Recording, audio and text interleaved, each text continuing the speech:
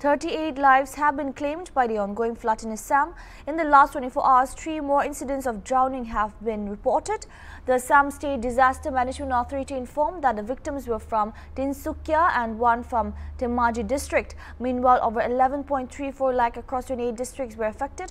42,476 hectares of crop area and affected 2,208 villages under 84 revenue circles. A dramatic scene was seen in Hatimura of Kulaibor in Nagaon district on Tuesday. The embankment of Kolong River in Hatimura suddenly broke due to flood water increasing the problem of the villages. This embankment was also broken in the severe flood of 2017. On Tuesday, Assam Chief Minister Himanta Biswa Sarma inspected the flood-affected areas of Bogakat and Golaghat district, overseeing the state's relief and rehabilitation efforts. In response to the crisis, Sarma has instructed all guardian ministers to promptly visit the flood-hit districts.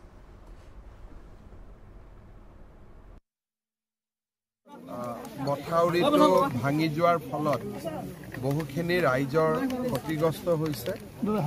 বহুত ৰাইজে ঘৰৰ পৰা আঁতৰি আহিব নোখোজে, মথাউৰিৰ ওপৰতে যেনে তেনে আছে। কিছু সংখ্যক ৰাইজ ইয়াত আশ্ৰয় শিবিৰত আহিছে। আমি আশ্ৰয় শিবিৰত শিশুসকল থকাৰ পৰা শিশুসকলৰ খাদ্যৰ পৰা মেডিকেল হেল্থ চেকআপলৈকে গোটেইখিনি সুবিধা কৰি দিব চেষ্টা কৰিছোঁ।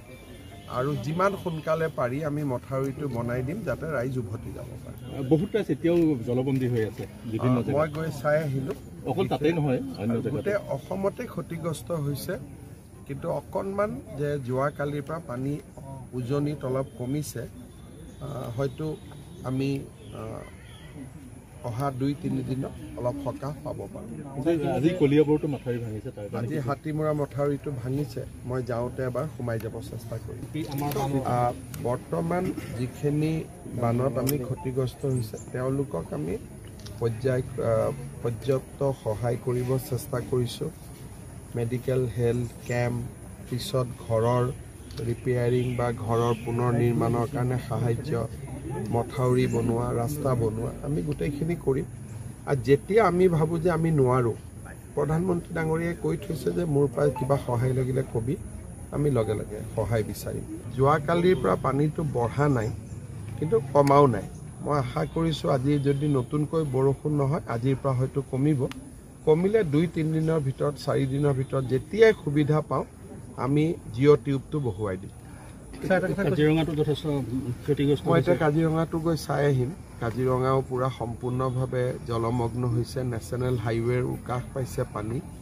বহুত দিনৰ মূৰত ইমান পানী হৈছে, কিন্তু আমি গাড়ী মটৰ ৰেগুলেট কৰিছোঁ যাতে বন্য জীৱ জন্তুৰ কোনো ক্ষতি নহয়।